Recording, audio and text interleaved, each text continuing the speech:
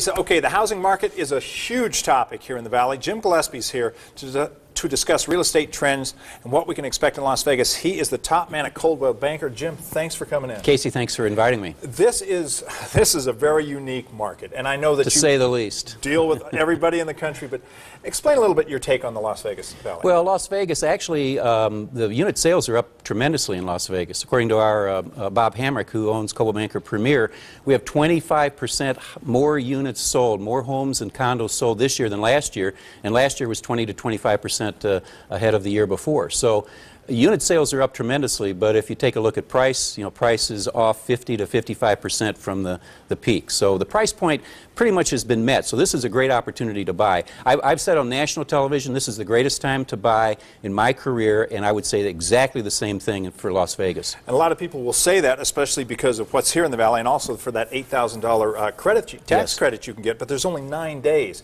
Can you still get that credit? And it's hard to close a house around here right now. Yeah. Can you still get the credit if you apply? Well, yes. I mean, the tax credit expires for people that have written a contract by April 30th, but they have 2 more months to close that contract.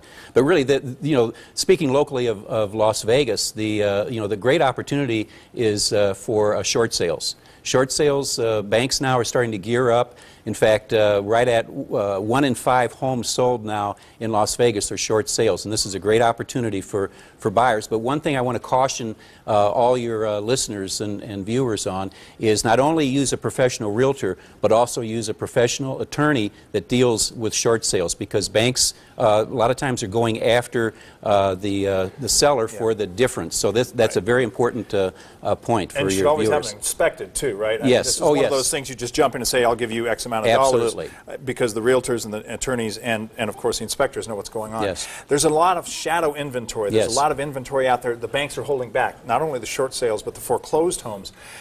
We have a lot here. Why? Well, there's several reasons. One is banks don't want to book the loss.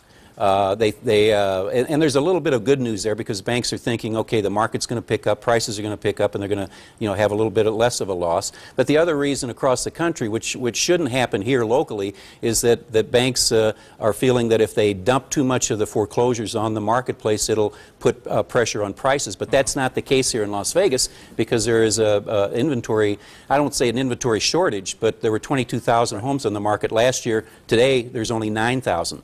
So again, this is a good news for a buyer. You know, years ago, back around 1982, 83, 84, 85, especially in the Rockies, we had the same problem for a different reason, and they just dumped them all on the market. Why don't they just dump them all on the market? It will depress the prices for a while, but a lot of new first-time buyers can get into the market that way, and it went up drastically within a few years. Well, here in Las Vegas, that's exactly what they should be doing, because again, like I said, there's a shortage of inventory of properties. Right. So banks need to release those properties, so that investors and first-time home buyers can take advantage of it. Of course, in fairness to the banks, a lot of them have been burned, either by people who took on more than they could chew, or by forces out of their control. Right.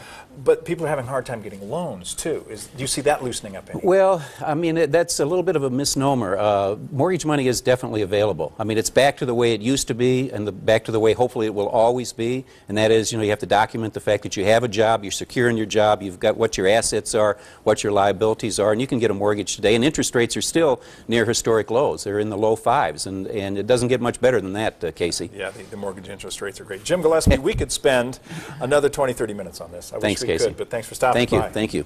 Lisa? All right, some very interesting information.